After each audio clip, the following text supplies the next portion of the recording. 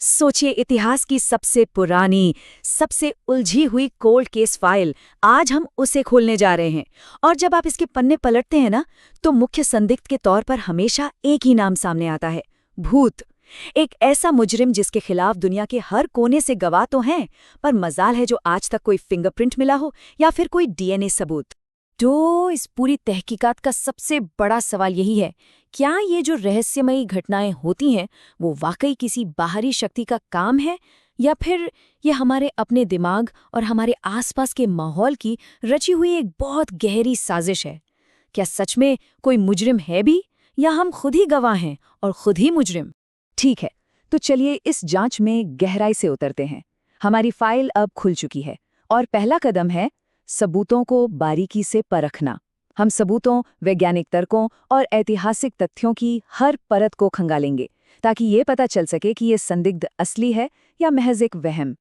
किसी भी अच्छी इन्वेस्टिगेशन की शुरुआत होती है घटनास्थल से, यानी क्राइम सीन के एनालिसिस से। अक्सर ऐसा होता है कि जिन्हें हम आत्माएं या कोई साया समझ बैठते हैं, वो असल में हमारे आसपास मौजूद प्रकृति के ही कुछ छुपे हुए नियम होते हैं जो चुपचाप हमारे शरीर और दिमाग के साथ खेल रहे होते हैं। ये हैं हमारे खामोश गवाह। तो हमारा पहला सुराग है इंफ्रासाउंड। ये एक ऐसी आवाज है जिसे हमारे कान तो नहीं सुन सकते, लेकिन हमारा शरीर वो इसे महसूस करता है। ये एक अदृश्य असर है जो माहौल में एक अजीब सा भारीपन, एक बेचैनी और एक अनजाना सा डर पैदा कर सकता है।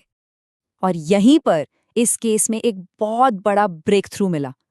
साल था 1998। एक इंजीनियर, विक टैंडी, अपनी लैब में काम कर रहे थे। अब लोग कहते थे कि ये लैब ना भूतिया है। उन्हें भी अजीब सा महसूस होता था। फिर उनकी नज़र गई एक नए पंखे पर। उन्होंने पाया कि वो पंखा 19 हर्ट्ज की फ्रीक्वेंसी पैदा कर रहा था।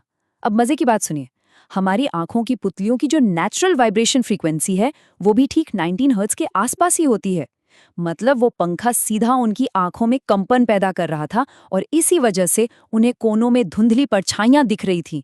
और जैसे ही वो पंखा बंद हुआ, वो भूत हमेशा के लिए गायब हो गया। हमारी जांच का अगला संदिग्ध है कार्बन मोनोऑक्साइड, एक परफेक्ट अदृश्य मुजरिम। 1921 का मिसेस एच का मशहूर केस इसी का एक उदाहरण है। एक परिवार अपने नए घर में शिफ्ट हुआ और उन्हें अजीबोगरीब आवाजें सुनाई देने लगी, साए दिखने लगे और वो बीमार रहने लगे। सालों बाद जाकर पता चला कि घर की पुरानी भट्टी से ये गैस लीक हो रही थी, जो दिमाग में ऑक्सीजन की कमी करके डरावने वहम पैदा कर रही थी। तो ये है हमारा एविडेंस बोर्ड। जब हम इन सारे पर्यावरणीय सुरागों को एक साथ रखकर देखते हैं ना, तो एक पैटर्न साफ नजर आता है। इंफ्रासाउंड से लेकर गैस लीक तक और पुरानी इमारतों की आवाज़ों तक, हर भूतिया अनुभव के पीछे एक ठोस वैज्ञानिक वजह छिपी हो सकती है, जिसे हम पहली नज़र में समझ नहीं पाते। चलिए अब अपनी जांच को बाहरी दुनिया से हटाकर अंदर की तरफ ले चलते हैं, हमारे इकलौते गवाह यानी इंसानी दिमाग की ओर। अक्सर भूतिया अनुभवों का असली सोर्स किसी खंडहर में नहीं, बल्कि हमारे अपने दिमाग की पेचीदा वायरिंग में छिपा होता है। और सच कहूं तो ये गवाह हमेशा भरोसे के लायक नहीं होता। हमारा दिमाग लाखों सालों में विकसित हुआ है और इसकी आदत है पैटर्न ढूंढने की।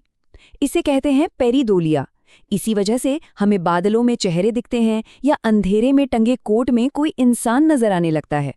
और एपोफेनिया की वजह से हम बेतरतीब आवाज़ों में भी कोई मैसेज सुन लेते हैं। यह एक सर्वाइवल मैकेनिज्म था जो हमें खतरों से बचाता था, लेकिन आज की दुनिया में यही हमें भूत दिखाता है।